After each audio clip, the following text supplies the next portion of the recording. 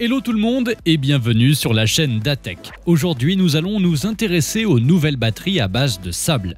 Les batteries sont indispensables pour profiter pleinement de sa production d'énergie renouvelable qui, comme on le sait, est intermittente. Pourtant, la pollution et leur efficacité poussent ce secteur à se réinventer constamment. Parmi ces recherches, la première batterie au sable du monde a été mise en service en juillet dernier en Finlande. Mais comment cela fonctionne-t-il? Et est-ce une voie viable pour le stockage de l'énergie?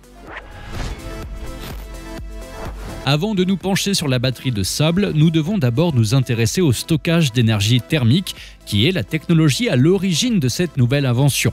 On peut citer les travaux sur les batteries au lithium-soufre et les centrales solaires thermiques. Les batteries chimiques ne sont pas les seules options. Il est par exemple possible de convertir les énergies renouvelables en chaleur et de la stocker à la place. En d'autres termes, vous pourriez avoir une batterie thermique. Mais pourquoi devrions-nous nous soucier du stockage de la chaleur sans carbone ? Le développement d'un plus grand nombre d'unités de stockage thermique permettra de réduire la dépendance aux combustibles fossiles, ce qui peut également contribuer à réduire l'impact climatique de notre consommation de chaleur. Comment fonctionne cette technologie ? Le stockage de la chaleur sensible est actuellement l'une des solutions de stockage les plus répandues. En gros, il s'agit de chauffer un liquide ou un matériau solide en récoltant l'énergie éolienne ou solaire lorsqu'elle est abondante. Et la façon typique de procéder est de faire passer de l'électricité à travers un élément chauffant en contact avec leur matériau de stockage. Pour évacuer la chaleur, il suffit d'abaisser la température de la batterie en faisant entrer de l'air frais. Le moyen de transfert de chaleur peut être quelque chose d'aussi simple que l'eau ou des composés plus complexes comme des sels fondus utilisés dans les centrales solaires à concentration. L'opérateur du marché de l'énergie australien, AEMO, estime que nous produirons 20% de l'énergie utilisée grâce aux énergies renouvelables d'ici à 2050. Dans cette perspective, la compagnie d'électricité suédoise Vattenfall va bientôt remplir d'eau une tour de 45 mètres de haut à Berlin. Le volume d'eau qui se trouve dans leur réservoir est l'équivalent de 350 000 baignoires. Leurs batteries sont à côté d'une centrale thermique qui dispose d'une réserve d'énergie éolienne pour chauffer l'eau à un peu moins de 100 degrés. Elle devrait être opérationnelle en avril 2023. Ce thermos géant gardera l'eau chaude et pourra la restituer pendant 13 heures. Cela semble prometteur. Récemment, la start-up finlandaise Polar Night Energy a développé un nouveau type de batterie. Il s'agit d'un silo en acier de 7 mètres contenant 100 tonnes de sable de qualité inférieure et un tas de tuyaux. Ils ont affiné leur conception et l'ont mis à l'échelle, faisant équipe avec Vatajankowski, un opérateur de réseau de chauffage urbain. Une batterie plus grande chauffe déjà des maisons, des bureaux et même une piscine municipale, ce qui permet de chauffer 10 000 personnes en tout. Et il pourrait reproduire ce système partout dans le monde où il existe une infrastructure de chauffage urbain comme à New York, Boston, Philadelphie, San Francisco. La plupart des grandes villes américaines en ont une, comme l'affirme Polar Night Energy. Leur dernier modèle de batterie peut stocker jusqu'à 8 MWh d'énergie sous forme de chaleur. Outre les avantages environnementaux, cette solution de stockage permet à la ville de faire des économies. En y regardant de plus près, les températures finlandaises peuvent être presque aussi basses que celles de l'Alaska. Ainsi, pendant la longue saison froide, la forte demande se traduit par des coûts élevés.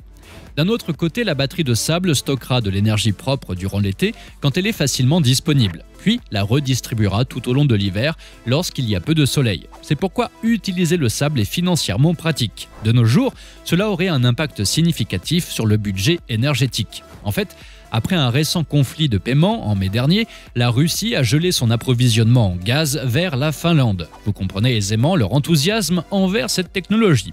Les gouvernements locaux sont très enthousiastes à cette idée et veulent développer les batteries à sable à une échelle supérieure. Mais comment Polar Night Energy transforme un réservoir rempli de sable en une batterie à chaleur ? Tout en étant connectée au réseau, la batterie reçoit l'excédent de production d'électricité solaire et éolienne pour la charger. Celle-ci est ensuite convertie en chaleur et transférée au sable pour être plus précise. Les énergies renouvelables alimentent une résistance chauffante. Grâce à l'air circulant autour du sable, la résistance se réchauffe via une série de tuyaux. Et bien que cela puisse paraître compliqué, la production de chaleur repose sur le chauffage par résistance. C'est en fait le mode de fonctionnement d'appareils courants comme les grille-pains. Leur réservoir est bien isolé de l'environnement extérieur, ce qui minimise les pertes de chaleur au fil du temps, atteignant des températures allant jusqu'à 600 degrés. Ainsi, leur unité de base peut conserver la chaleur pendant des mois. Lorsque vous avez besoin de récupérer cette énergie, il suffit de faire circuler de l'air frais à travers les tuyaux du sable chaud. Le résultat final qui sort du système est de l'air chaud qui peut produire de la vapeur plus propre pour les processus industriels, le chauffage, l'eau publique ou les habitations. Il est clair que quelque chose d'aussi simple et sûr que le sable pour stocker de l'énergie verte est un sujet très intéressant. Mais comment se compare-t-elle aux autres technologies de stockage ?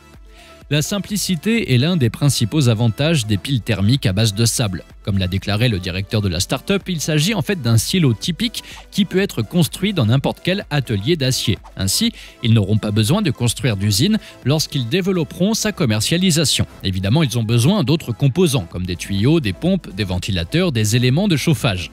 L'équipement est facilement disponible partout, il en va de même pour leur ingrédient clé qui est le sable. C'est un avantage clé par rapport aux batteries chimiques conventionnelles qui dépendent de matériaux difficiles à trouver comme le lithium, le nickel et le cobalt. Bien que Polar Night Energy puisse utiliser n'importe quel type de sable, la start-up priorise le sable recyclé issu de l'industrie de la construction. Cette démarche aide à minimiser les déchets. Et ce n'est pas le seul avantage environnemental. D'autre part, des recherches montrent que les batteries de sable de Polar Night Energy pourraient éviter le rejet d'environ 100 mégatonnes de CO2 dans l'environnement d'ici à 2030. Cela correspond au double de la production de CO2 par an de la ville de New York. Contrairement aux batteries chimiques, il n'y a pas besoin de solution d'électrolyte. D'autant que l'électrolyte se dégrade avec le temps et les batteries au lithium ont une durée de vie d'environ 15 ans au mieux. En revanche, le réservoir de sable conçu par Polar Night Energy peut supporter des chaleurs élevées sans perdre sa capacité de rétention de la chaleur. Et selon l'entreprise, sa durée de vie est estimée à environ 50 ans. Cela est particulièrement raisonnable au vu des matériaux utilisés. Il est également possible d'utiliser la chaleur stockée pour alimenter une turbine à vapeur. Mais cela ajouterait une étape supplémentaire qui viendrait s'ajouter à l'efficacité de l'aller-retour, la réduisant drastiquement de 99 à 25%. On est loin des batteries lithium-ion qui ne subissent qu'une perte d'énergie de 5% lors de leur fonctionnement. Ainsi, plutôt que de la transformer en électricité, il serait plus judicieux d'utiliser la chaleur telle qu'elle, par exemple pour remplacer les chaudières fonctionnant au gaz naturel pour chauffer nos bâtiments. Mais cela n'aurait du sens que dans les villes où l'on dispose des infrastructures de chauffage urbain. En outre, cette solution verte pourrait également décarboniser les processus industriels à forte intensité de chaleur, comme par exemple la fabrication d'acier et de ciment. Mais qu'en est-il du coût ? Alors que le sable est très bon marché, ils auront besoin de beaucoup de tuyaux en acier enterrés à l'intérieur, ce qui peut gonfler les dépenses. Polar Night Energy prévoit un coût d'environ 10 € par kilowattheure une fois que le système atteint une capacité de stockage de 20 GWh. Néanmoins, il y a un hic. La capacité de stockage actuelle n'est que de 8 MWh. Il faudra donc du temps pour que cette technologie soit compétitive. Même si les batteries à sable ne sont pas la panacée pour un monde sans carbone, elles pourraient jouer un rôle clé dans la décarbonisation de nos infrastructures électriques. Si vous avez apprécié notre sujet du jour, n'hésitez pas à liker cette vidéo. Et pour profiter d'autres vidéos du même genre, abonnez-vous à la chaîne et surtout laissez-nous des suggestions pour nos prochains sujets. Activez la cloche de notification pour être parmi les premiers à voir notre prochaine vidéo. Et nous, on vous dit à très bientôt sur ATech.